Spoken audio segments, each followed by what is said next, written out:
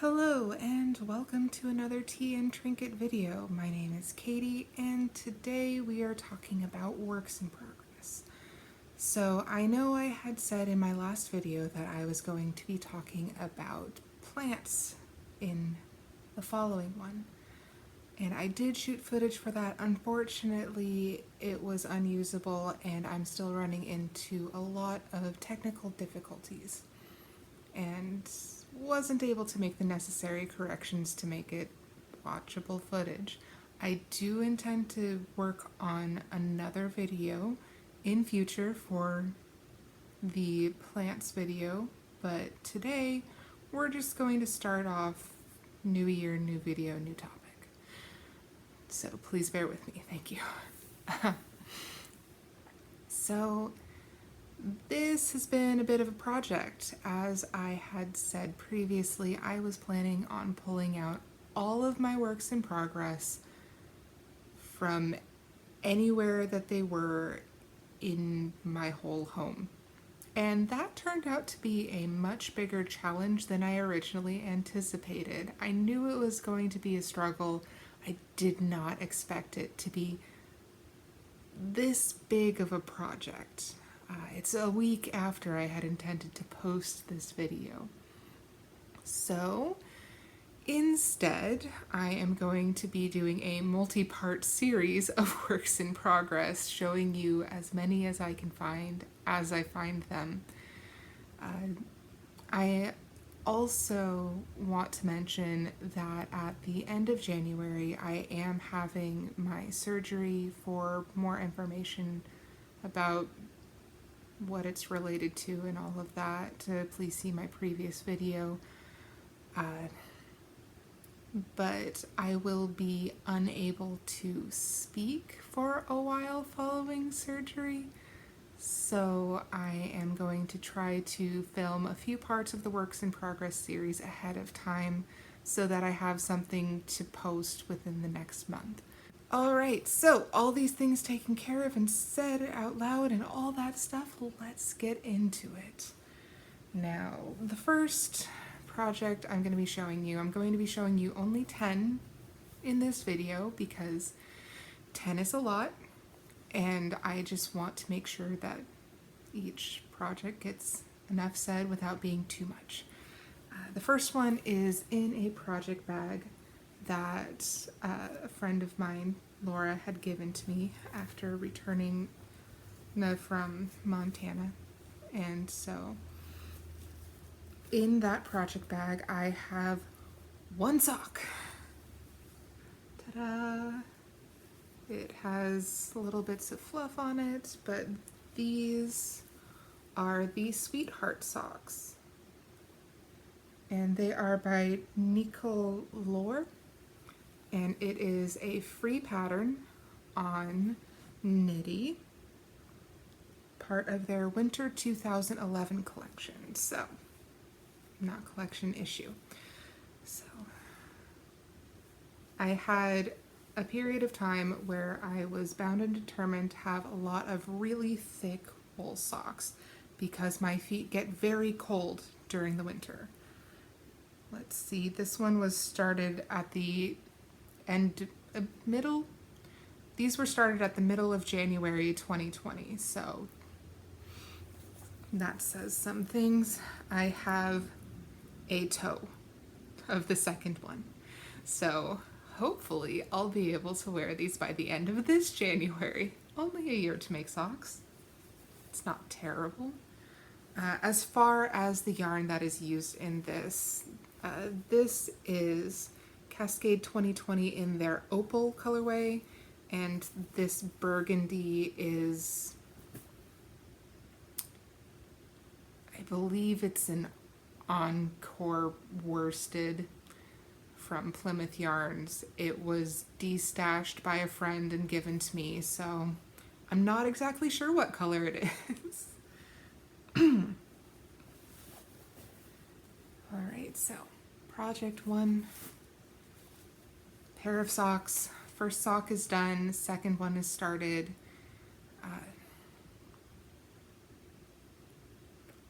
I'll get to it hopefully I'll be able to show you a finished project in the near future. All right, next one. This one is one that I've been working on for quite a while. Let me pull it up just to see how long. All right, so this one I have been working on since August 2018, and it is the notorious, in many cases, Find Your Fade shawl. And I had been wanting to make this one. I really do want to finish it. I love the idea of a big, huge shawl that is rainbow-tastic. And so not only am I doing the rainbow-tastic fade shawl, but I am actually doing it in rainbow order. I think that is the reverse side. Here, look. There we are. And I have my lifelines sticking out, as you can see, so that in case I mess up, I can just rip back to there without having to rip out the whole thing or lose any stitches. So it goes.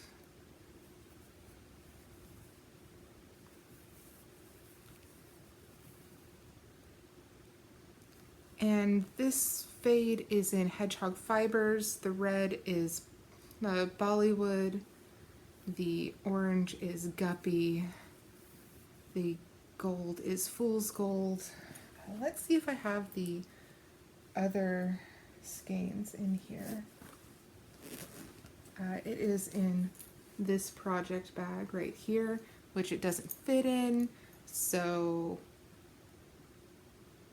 the yarn is in this bag, the project is not. All right, so next is this color right here. This is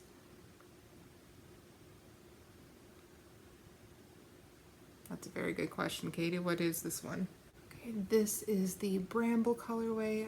My apologies for the lighting. It's getting on later into the evening here, and natural light is doing winter stuff. All right, so all those pretty little speckly colors.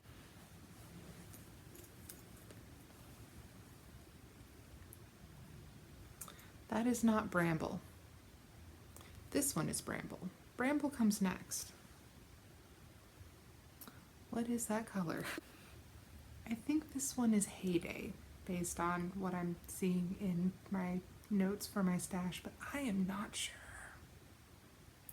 I know that I have a second one of these skeins somewhere, so if I find it in time to edit, I will put it in. This one is Bramble, which is coming next in the color. No, because this one is Heyday. And lastly, I have Piggy Bank, so it's not that one either.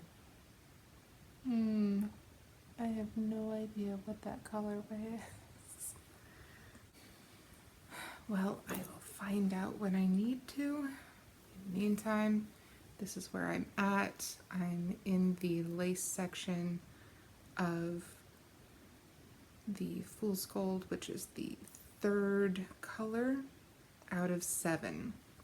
So I'm almost done with the third color out of 7.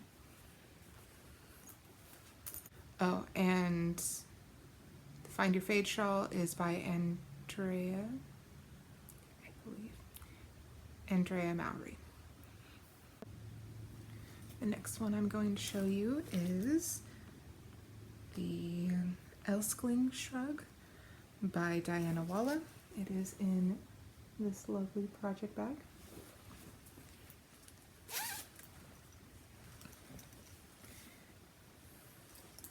So for this one, I have a sleeve. I don't even remember if the sleeve is yet done, but the yarn is Barocco Maya, and it is discontinued, I think. At any rate, I had just enough in order to make this shrug. And the colorway on that is Papaya, I want to say. but I only have one sleeve. I still have to do the other sleeve, both fronts and the back, and buttons. The next project I want to show you is the Timo tank by Camille Descateau. It is French. I am hoping I am pronouncing that correctly. But it is pretty much done. It's bound off, has a wide armscye, but it was a fun project. I need to weave in all of my ends. And because this is basically the color of my skin, only a lot more speckly, I wanted to coffee dye the yarn. This is a predominantly cotton and synthetic fiber yarn, so acid dyes won't really hold, or at least not very well. They'll likely wash out over time. So I was going to dye it with coffee and use a mordant that would adhere it to the cotton a bit better using just a natural dye technique. But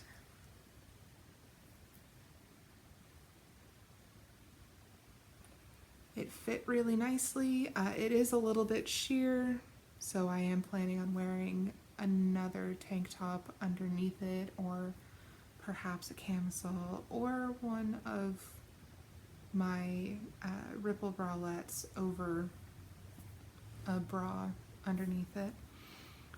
But the yarn is the Queensland Collection Kakadu, and they don't have names for the colors. It is number 8. So that's project number 4. Next up is another tank top. This is the Streamlined Tank by Alexandra Tavel. I made this with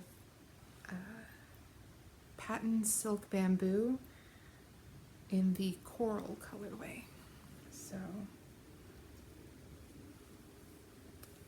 here is the first piece, all nice and blocked. Need to weave in the ends.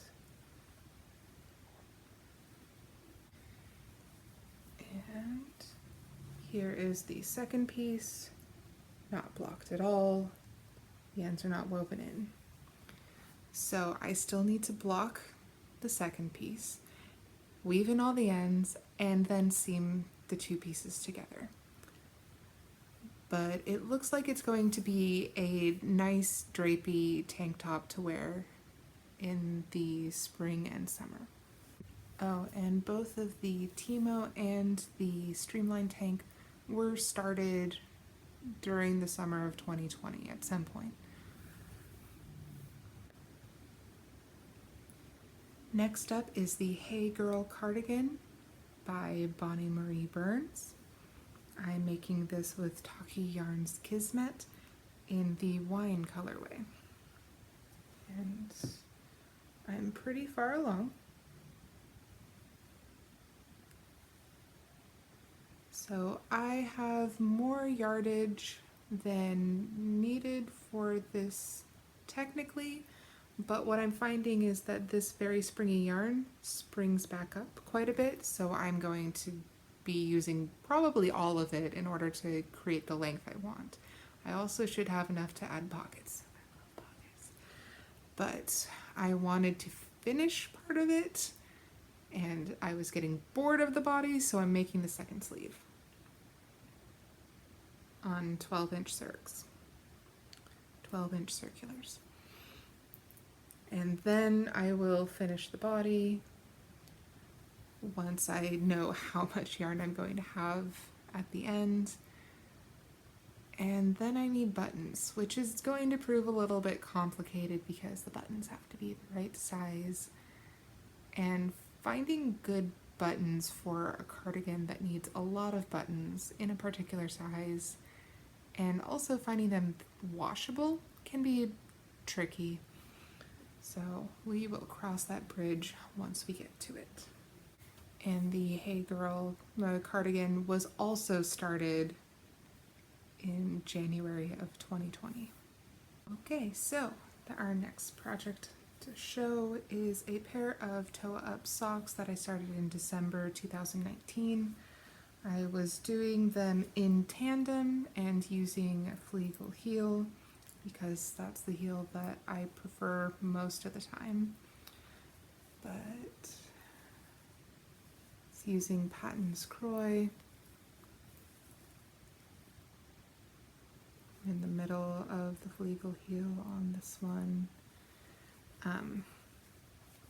I started these after watching one of the Fat Squirrel Speaks podcasts where Amy Beth had talked about adding just a little bit of ribbing onto the sides of the sock. So it broke it up, it caused it to hug the foot a little bit more without having to have a ton of ribbing in your sock, which can get monotonous, old, and make it feel like it's taking forever. I also added some stretch to the bottom of the foot on these ones, as I am planning on having these as hiking socks. So one is toe, foot, and heel complete. One is toe, foot, and most of a heel. And I am planning on making these basically until I run out of the yarn. I bought 2 50-gram balls of it, so there will be plenty to have mid-calf socks. Alright, so the next one is an interesting project, I think. These were started in January 2018, I want to say. I think it was 2018, it might have been 2019. Honestly, I can't remember at this point in time. I was invited to go to a circular sock machine crank-in, and I had a wonderful time. And all of the people who had their own sock machines thought I was absolutely nuts because I was so content with just having a sock tube. Toes, heels, ribbing? Yeah, I'll do that in post. So this is a sock tube with all of the bits that held it onto the machine and made space. But I have a very long sock tube here. And it is Barocco socks. I do not know the colorway. I do not remember where I put the yarn ball band. But what I am planning on doing with these is afterthought everything. So I am going to cut them open, put in toes, put in heels, put in cuffs. I have so much here, and they are intended for someone with such small feet that I'm also thinking that I'm going to be doing matching fingerless mitts to go with them. So this is a project I'm looking forward to. I don't know why I put it off for this long. That needs to be fixed.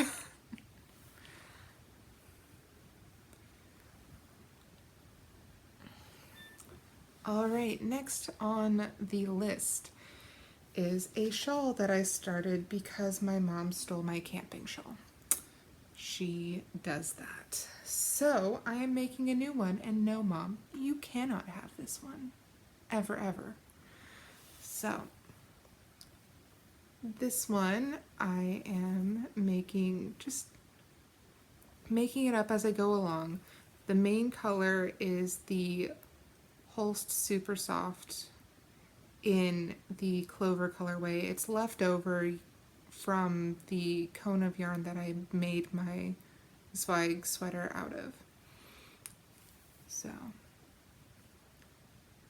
and then it does have a lot of really fun texture in it, and I love that.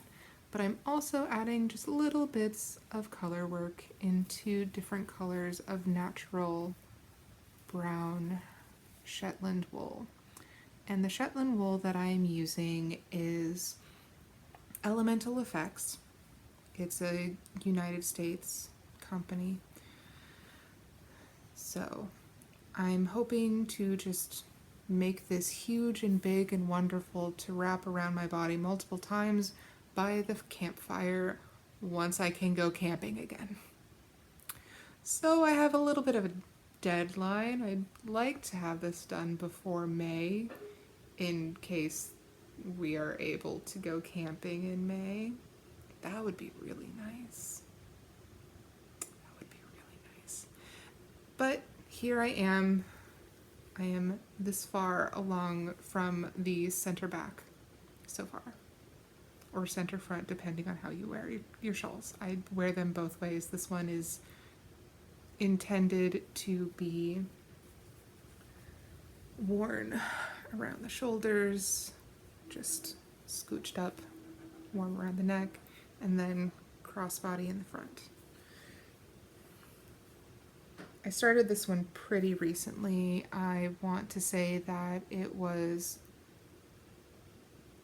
started right after the first week of September 2020.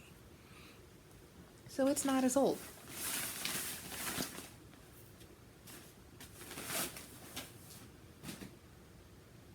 It's heavier than I thought it was. Okay.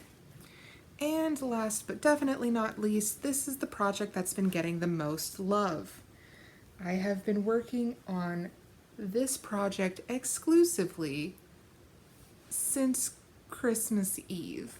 And most people who know me know that I do not really work on projects exclusively, which is why I have a million works in progress. So this is the Blanket Fort Shawl by Sylvia McFadden. I have really loved her designs for a while. I love that she uses chunky, kind of rustic yarns in most of her designs, so. And the color is way outside my comfort zone. This is Noro a la mode in their red colorway, which is in fact a fuchsia.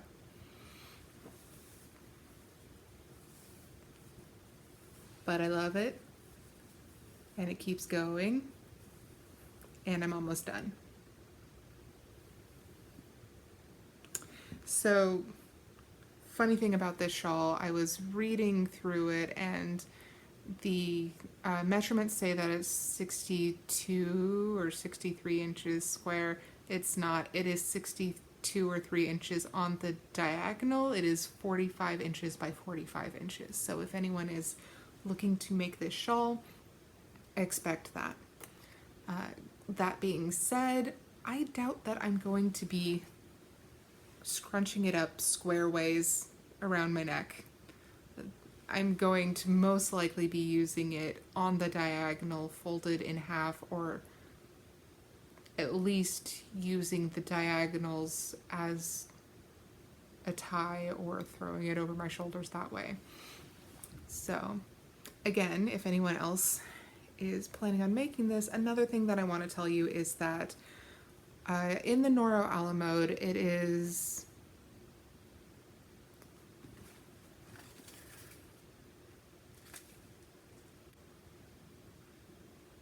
I can't remember how many yards, but it's 100 meters per 50 gram ball. So it is 900 meters for the meterage for the shawl. I thought I was going to have a lot left over because I only used six balls of the 9 that I had for the main body. But I am here to tell you, I will be able to use all 3 balls just in this garter finishing. And I don't know that I'm going to be able to get all however many garter ridges are written into the pattern before I run out of yarn. The garter section is the widest point on the needles, and it grows wider because it grows from this tiny little tip. It grows up and out square-wise. So this is ever growing, ever more stitches, and yeah, the last leg of it takes the most amount of yarn. So if you are planning on making this shawl and you want it to be bigger than 45 inches square, I highly recommend getting plenty more yarn, because you will only just make it. You will only just be able to make it if you only stick to the yardage that it calls for. But this is the last one I'm talking about today. I am hoping to have this finished soon. I am almost done with the 8th ball of yarn, and I will be able to start the 9th after that, obviously. Weave in 2 ends because I have been spit splicing the rest of them. For those of you who are not here for the knitting content, that means that you kind of fray the edges of a non-superwash wool or animal fiber yarn, tangle them together, and use moisture and friction to rub them together to make a join in the yarn. Because this is not treated for being able to wash it in a machine, it is the natural state of wool. It will felt, and that's what you're counting on for a strong spit splice. And yes, some people do use spit. I try to avoid that for sanitation reasons and because we are facing a global pandemic. But that is the last of the 10 projects that I was going to show you today. I will be filming more sections of this as I continue to find more and more projects. If I finish any of these projects while filming the next parts of this little mini series, I will show you the results. I'm looking forward to seeing what I'm able to accomplish this year. Alright, so I'm going to end it here. Please look forward to another video coming in the near future. And I hope you all have a wonderful day. Stay safe, wash your hands. Do your best to bring a little bit more joy into the world. Alright, I'll see you later.